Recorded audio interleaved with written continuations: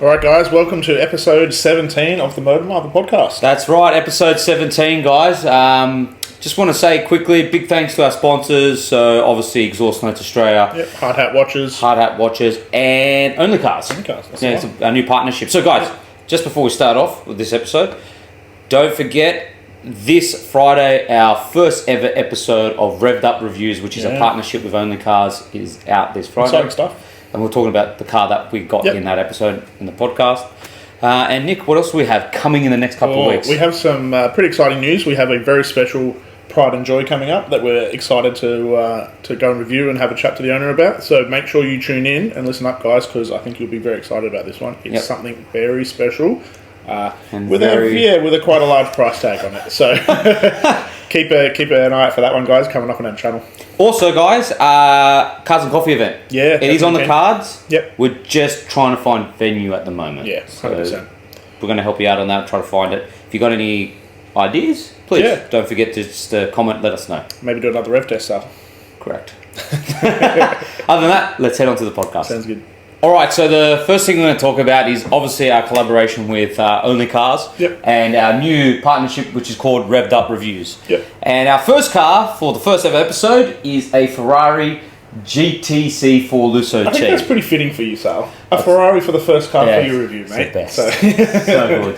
So this is a 2018 model. So guys, just before I talk about the actual car itself, what Revdupreviews is it a partnership with Onlycars, and what we're doing is we're going to interview owners of dealerships with cars that are being sold on Onlycars, and bringing you the best deals possible, best cars that we think are good to buy secondhand, and just giving you an array of choices. So, and look, as always, guys, we've mentioned it a few times, but if you want to have a chat, want some bit of feedback from us in regards to some cars you're interested in purchasing, get in touch. Correct. We've got on our Instagram, so if you are interested in buying a car and you don't know what to buy, you can book in a free consult with us and we can obviously chat you through the process and what's the best car to buy, and obviously direct you to Credit One, which is our partner with finance. Yeah, help you out. Guys, so Onlycars and us have collaborated on Revdupreviews, and this is our first ever review. It's a 2018 Ferrari GTC4 Lusso T. What do you think? Very long. I don't know. It's a bit of a name. Italian. Why make such a long name? What does it all mean?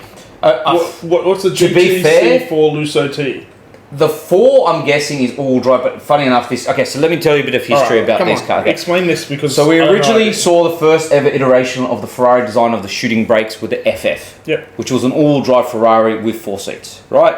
I love the shooting brake design. I think it's awesome, and it's very unique. There are no other supercars that have a shooting brake design. No, I wouldn't say... No. There isn't. Yeah. Not when you talk supercars. Not supercars. What other supercar is a shooting brakes? I agree there's not, but I think there's better shooting brakes. No, I love this thing. Anyways, so we started off with the FF. Then the FF was discontinued, and they replaced it with the GTC4 Lusso, which was the same kind of concept, all-wheel drive V12 Ferrari engine in the front engine Ferrari. The funny thing about the all drive system is after 4th gear it doesn't work. That's a really cool four-wheel drive system. What were these days? It's because the four-wheel drive system that sits on the front axle is so small that it can't drive 5th and 6th. Wow. So it can only drive 1st to 4th, and then deactivates and becomes rear-wheel drive from 5th to 6th. Which you don't. Why do you need it at that speed? You don't. I guess practically you don't. It's true, but and it saves weight, right? And it allows for the big engine. Sure. Okay. Anyways, good job, Italians. Shut up. Anyway, so then eventually with the last iteration, which was the T, they downsized the engine to the 488 4-litre twin-turbo V8. No, not 4-litre. The Ferraris, the 488's V8 twin-turbo. Right? Now, most people were a bit upset when the V12 disappeared and they replaced it with the V8. But just play this. The V8 still sounds incredible for... It's a Ferrari. It's still Ferrari V8. Yeah, it's not a V12 though. No, it's not a V12. So this car itself is for sale on Onlycars. I'll put it in the link in below. Yeah. And it's quite cheap for what it is. It's a cool car. It's very well maintained, right? It's got great service history. It's got warranty until mid this year. You can check it out. Black is nice as well. Black is nice. It's look, I've seen it in and out. It's perfect, right? It's just under 300,000. I think it's the ultimate supercar, family supercar. Yeah. It's got a hatchback. You fit everything in the back. There's 4 seats, and the back seats are comfortable. Which if you wait till my review later on in the week, you'll see the review. It's very practical. For a Ferrari, even though that sounds dumb, it's practical for Ferrari. Now, there's going to be a lot of people, especially out there, go, well, what about the Petersham? Petersham is not a supercar. It's as much as Ferrari don't want to call it an SUV, it's an SUV. It's an SUV. I think so. It's definitely an SUV. Yeah. This, on the other hand, is technically a supercar. I guess so, right? It's a bit more of a crossover. Yes. It's a shooting brake. I get it. Yeah. Look, I really enjoyed it. I think it's a great car, and that's pretty biased coming from me. Look, I don't think I've ever seen one in person. They're very unique. Yeah, I can say if you're rolling around in one of those, I'd be like, what the is that? Because really, it's a pretty unique car. Yeah, 100%. I don't think I've ever seen one in person. And that's the thing, right? So if you're talking about future classics, right? They're not making any more of these. No. Right? Yeah. No other manufacturer made a shooting brake supercar. They didn't. No. They didn't. So they went the SUV route, obviously, but no one's Ferrari was the only one that did it. Yeah. And this is one. They only made a couple iterations for Ferrari. The only other shooting brakes that I can think of that would be considered is like the M3, right? Like the Touring. Yeah, but that's a station wagon. This is not. This is. Do you know? Okay. Do you know all those renders we see where these guys go get like a Mercedes SL and they make a shooting brakes? Yeah. And they get an Aston Martin and they make a shooting brakes. Yeah. That's what Ferrari actually did. I know they actually did. Ferrari actually went, wait a second, that's actually not a bad idea, and we'll make one. Because it is, it's technically... Okay, I guess it is. When the FF first... So just give you guys... When the FF first came out, it was technically at that point in time, it was like an F12, and all they did was go, let's just put a hatchback on the back of it. Literally, that's what they did, all drive. Yeah. That's what they did. Fair enough. It is very unique. I think it looks cool. I like the look of it. I can't wait for you guys to see the video, and then let me know what you think. Would you prefer this over... Because at that price range, before we end this segment... There is a lot of options. RS6, BMW M5 Touring, you know, would you prefer... And look, I would say I would prefer a Ferrari, because if you go to a dinner and you're sitting at a table and everyone's putting down BMW, Mercedes keys, and you come down and put down a Ferrari key... And with the family? With the family, they're going to be what the... What do you have? What are you driving? Right. These days, everyone thinks Petersham. Yeah. But no one's going to expect this. Yeah.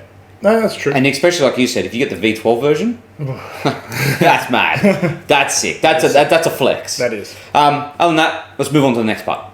All right, Sal. So I think pretty much... Well, I probably can't think of anyone who would disagree with this statement. I don't think anyone would. Anyone who is an enthusiast, likes cars, been involved in F1, around F1, whatever, would 100% agree with this. Now, I saw this originally come up on my feed once, and then it came up a number of other times, and more and more and more. Well, maybe it's starting to get a little bit more traction. I hope, pray to God, this happens, because that was like the era that was just like ear blistering, the epitome of what you wanted in F1, right? And so if we're going to look at that, just gives me shivers already just thinking about it. Well, the thing is, right, we've said it before. So Nick's got a sim racer upstairs, and this next week's episode, we're actually going to do sim racing as the podcast, right? So we're going to do the podcast via sim racing. Yeah. Now, when Nick showed me the first sim racer, the first thing I asked him was, can we have old Formula 1 cars in it? And the answer is no.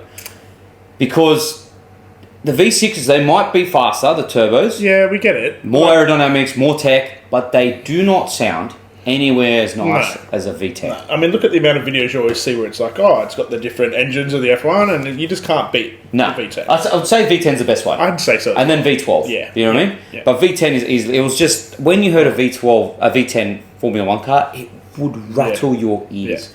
Yeah. And just all of them going... so good. Do we think this could be a reality? Well, I really do believe so. With e-fuels... Yep.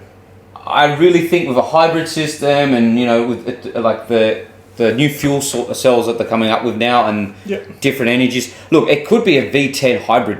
Or a V10 hydrogen. The F1 is transitioning to fully synthetic fuels next year, which will feature a 50-50 split between a V6 internal engine and a more powerful electric motor. Yeah. So, I mean, you could, I guess, still do something like that. Why not throw a V10 in it? But I don't think we'll see a V10 until 2027. It's not going to happen now because they've already made the engines and the cars for the next seasons and all that. So it's not going to happen now. But I would like it could be synthetic fuels, or it could be honestly I wouldn't be surprised, depending on how the car industry goes, it could be hydrogen powered. I don't think we're far enough tech-wise ahead with so? hydrogen that would be able to make that into something like that. Yeah. So It'd be very explosive. Yes, definitely will be. Probably a number of reasons and issues with that one. But, Yes. Yeah, all good. But yeah, we're very excited for this. We hope it happens, but we'll just have to sit and wait. So Yeah. let's move on. Sal, it's your favourite man. It is. Or your favourite crew, I would say.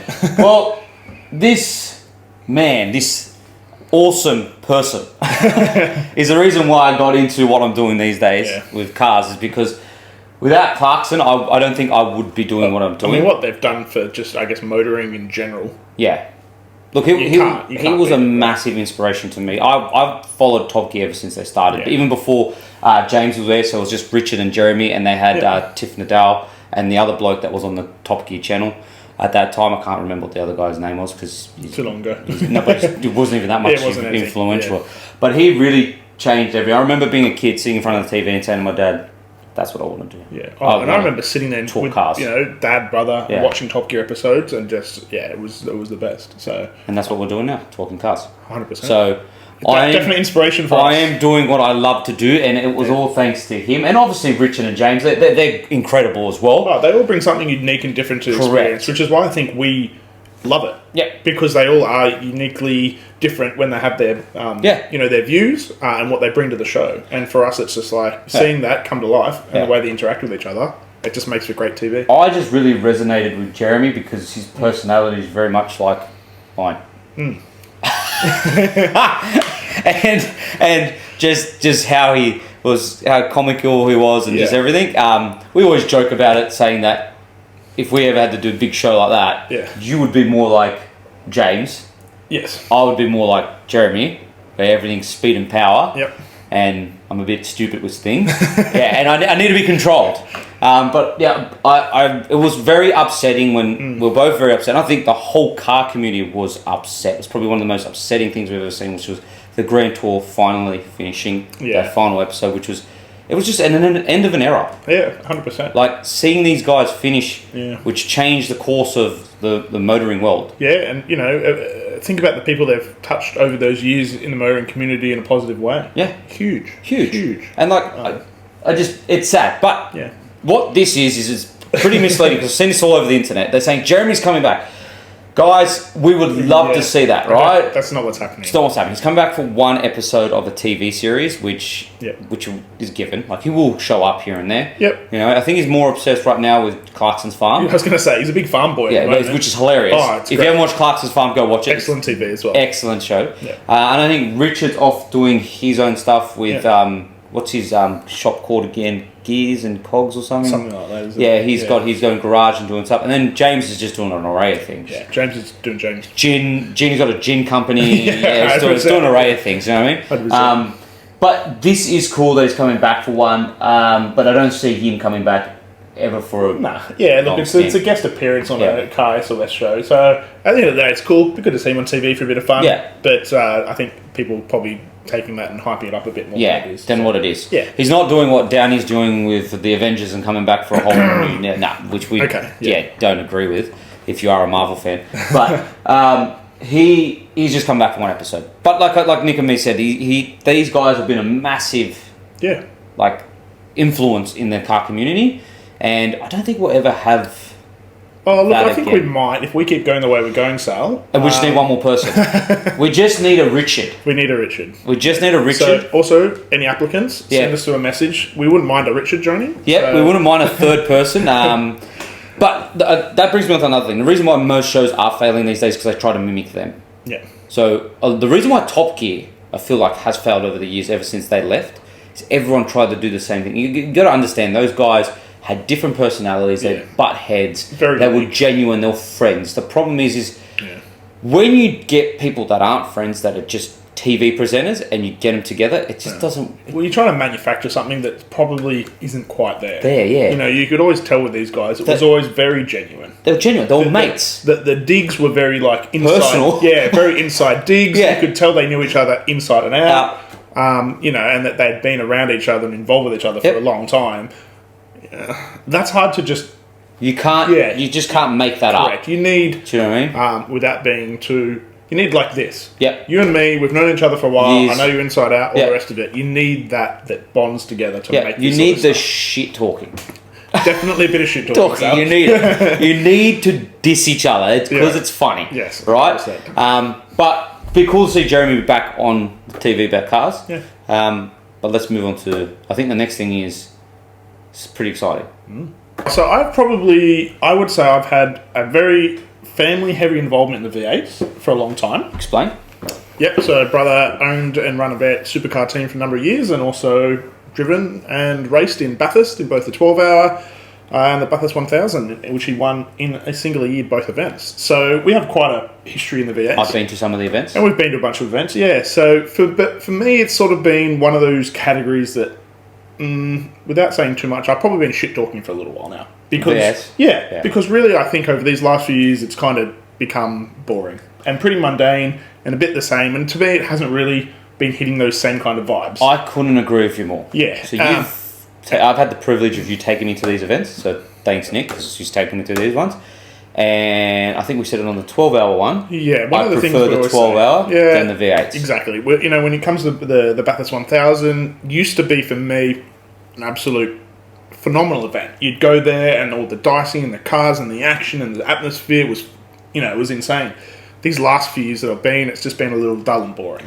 Do you think it's because the manufacturer's changing? I think it's a lot of things, man. I think it's a lot of things. I think the category has just become a bit stale for a while. Yep. There was a bit of a change between some of the old greats and some of the new coming up. Yep. I think it's the new parody of cars, and it's just sort of the same. There's not as much differential there. And one thing we always comment on is how we love the differential of the 12-hour. Right? Yep. It's the cars that, going up the straight, one is faster than the other, but coming into the corner, one can outbrake the other, or one can grip more or has better high speed. So there's those differences in the cars. You've got different engines. You've got front mount, mid mount, and then rear. Look at the Porsche. Right, and they've all got different characteristics, and it makes for exciting racing because they can do different things to sort of outperform each other, and it's still...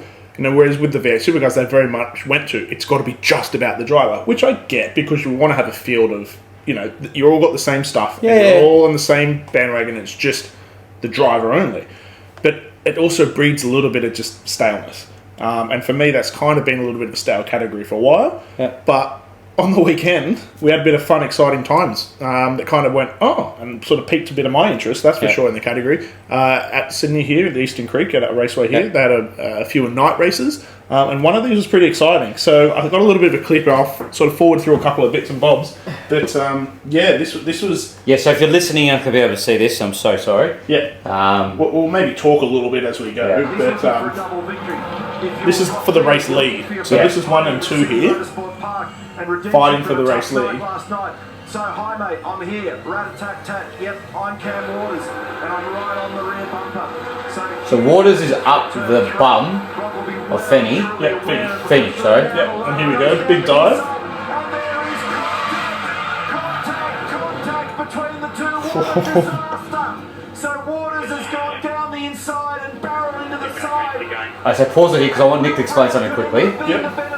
So explain rules, what happened, what has to happen, and then explain it. So what happened, obviously, was Waters came down the inside of Feeney and basically knocked him off. Yep. And so instead of copying or not wanting to cop a penalty, he wanted to readdress. And so when you readdress, you basically have to let them get back in front of you, right? But the issue here is we have his teammate in old mate. Yeah, who's like, well, obviously he wants to win the race, right? But you've got Waters going, well, I need to readdress, but at the same point, I don't want to lose points position. Yeah. So they kind of dice it around here, and you'll see when we push play again, because it becomes a little bit interesting. Because what I initially thought is his teammate was trying to help out, but it's actually completely opposite. Yeah. So have a bit of a watch. And you'll see Waters trying to let him pass, but obviously trying to hold out his teammate at the same point. So he holds out his teammate on the other Red Bull whilst letting Feeney back in through the inside so he could readdress. So then he's now readdressed it, but he's holding off. Whoa! Yeah. Another bump. This is on for young and old. This is great stuff.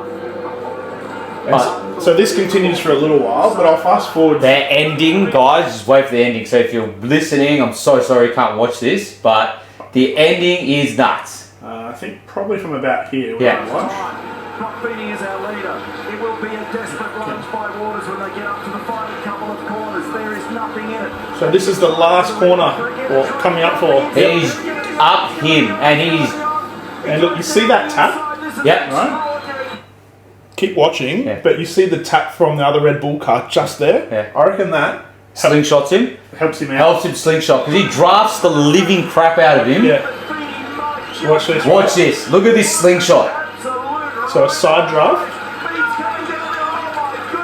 and gets the win. And gets the win. So it goes from mucking up and completely botching it Yeah. to winning it. Yeah, and I think that was two things. I think the other Red Bull car actually kind of helped him along. Yeah. Gave him that little bump for the exit. Yeah. And then he side drafted Feeney to get the race win. So this was, I mean, that's some pretty exciting racing, Sal. I haven't seen stuff like that. No, we haven't seen that happen in the V8 Supercars for a very long Yeah, time. right. And a few people are going, oh, it should have been a penalty here and it should have been a penalty shut there, up. and you know all this, Just right? shut up, like keep it like that, because it's exciting. Yeah, it's exciting. It's racing, and okay, yeah, maybe someone did a little bit of this and someone a little bit of that, yeah, whatever. You know, it was all in a bit of racing. Yeah. And so they let all that run and let all that finish, and I think 100%. that's fantastic because that for me is racing. I 100% agree with you, because the problem we're seeing with not just this multiple sports, right, like football, basketball, we're getting too obsessed with rules and regulations. Now you probably see this Making it fair. for in the everyone, EPL yeah. when they've got the cameras that properly find someone offside. Sometimes it actually destroys momentum in the game, and it destroys literally a great opportunity for a fantastic. And all might be offside is their pink fingers. Like I'm not joking. No, like you see some of it. It's literally fingertips. so dumb. And the same thing happens with racing. Is we're getting so obsessed with the rules, we're losing the passion and the sportsmanship and the drive to win and like that fight. You want that fight to be there. Well, the problem is, right, is if you're over restricting or over critical on some of these issues, is you have drivers, which I think is again probably part of the reason why it has become. They just don't want to do risky moves. No, because they know the minute they do a little bit of something wrong, they're screwed. Penalty, drive through, lose points, whatever. Yeah. And so it's not worth the risk. So and then what you do again, back to what we're talking about at the start of this section, was you just get boring Driving racing. safe. Yeah, because everyone just drives safe. Yeah. Because no one wants to risk Yeah, that. losing points. You know, and no one wants to crash a car. No one wants to cause accidents. At the end No. of the day, you're in racing. Yep, and there is going to be bumps. There's going to be bumps. There's going to be action. There's, Yeah. you know, but that's what's exciting. No one wants to watch cars going around in a circle unless you like the NASCAR, I guess. Yeah, but they're aggressive as hell. Correct, but that's a different story. Yeah, right? they are so aggressive. Remember the video I sent you? I don't know if we can get it up. The one when the guy goes into the wall Yeah. to literally just place. Yeah. He just sends it into. So Yeah. guys, he's far back, and he's like, "I need to get in front." Well, I think it was for the championship, or Yeah, something, wasn't it? I You need- needed to get at least 8th or Or something. something to get points. Yeah. And he was so far back, the only way that he could win, He just rode the outside wall. he just went full pelt, foot to the floor, into the wall, and just rode the wall all the way to the win. And went past like 20 cars. Like, again, that's exciting racing. Yeah. That is like, screw it, I need a win. Yeah, got to get those points. And that's what this was. This is exciting and it makes V8 Supercars very exciting. Look, it gives me a little bit of hope. Let's see if it continues. Yeah. Obviously, we've got a whole season ahead of us in the V8 Supercars, but if there's some exciting racing like this, maybe it's going to start piquing some more interest for some people in viewership. Yep. So, which would be nice because it's sad for me that it's become a little bit stale. Yeah. And it would be nice to see a little bit of this come back. 100%. And finally, the new M3 electric. Wow. That is a fantastic looking car, Sal. I don't know about you guys, but okay, so still a render, Yeah, but it's still- more and more going to look like this because I'm seeing a lot of photos coming out like this. It's more spy shots and stuff. There was that teaser that we put on Instagram of it going around the track. Yep. And it looks very, very similar to this, right? All wrapped up in camo and stuff. Now, this brings me on to a point. I know I keep saying this on a lot of podcasts, and Nick said to me, you don't need to talk about it. No, I need to I was talk like, about shut up, Sal. No, don't No. need to shut up. No, because, come on. So I want some of you guys to come understand on, let's this. hear it again. Yep, go on. Cars are just becoming more and more bleh. Yeah. Like futuristic. Like Yeah. there's like, okay, let's get rid of lights altogether. Like the actual, so think about light designs back in the day. Like we were talking about pop-up headlights. Yeah, like yeah. globes having globes inside of globes and making it really like, you Unique, know, yeah. unique. I get it. We're going, nah, let's just go one blank LED light like that. Look, the only comment I'm going to say to you about this is historically BMW have brought out a lot of cars Yeah. that we always initially look at and go, what the heck is that? And they do this. They like to do this. BMW like to do they've this. been doing this so far.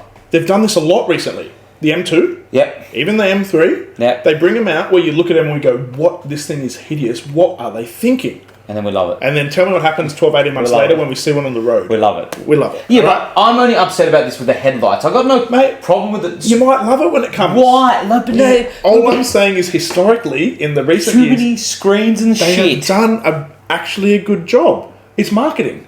It honestly is very smart marketing. They render and do this sort of stuff, and they make it look like shit. They scare everyone thinking, oh my god, oh my god, oh my god. And then what they bring out is something that we all go, oh, actually, they're onto something here. Well, And we like it now. I hope you're right. I actually think it's clever marketing from BMW. I think they did this on purpose. I don't know. I hope you're right. I hope it does look good in person. Yeah. We'll probably get one for review because we're very close with BMW, and obviously we do a lot of BMW reviews. Like we're getting the M5 Touring. Yep. Missed out on the M5 because I opted for the M5 Touring. So guys, Yep. if you're watching or listening, I had a chance for the M5. I said no because I want the M5 Touring.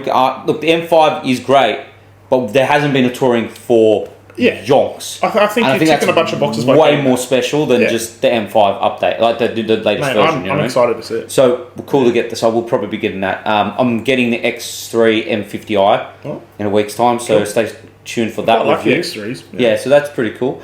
But on another note, Nick bought a car because of one of my reviews. I did. I picked up a new car this week, Sal. So I went and got myself a Santa Fe Calligraphy. Yep. Beautiful car, mate. So yeah, I ordered one a few months ago because after sales review, I went and had a look at it and was just very impressed. Yeah, so, because you can't complain about that car, mate. For bang for buck for that sort of range Yeah. in a family car, phenomenal. And the tech and the quality, loving it.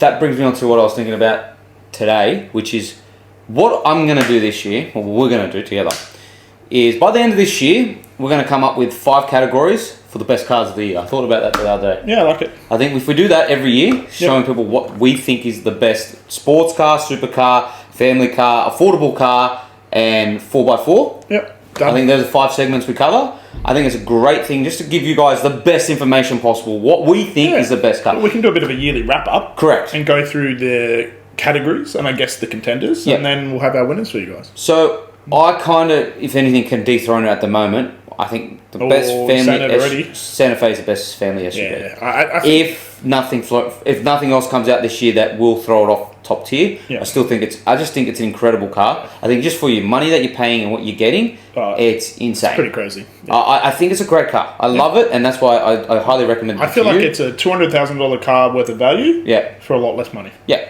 it is very nice. Yeah. Guys, other than that, that is it for this episode. Yes.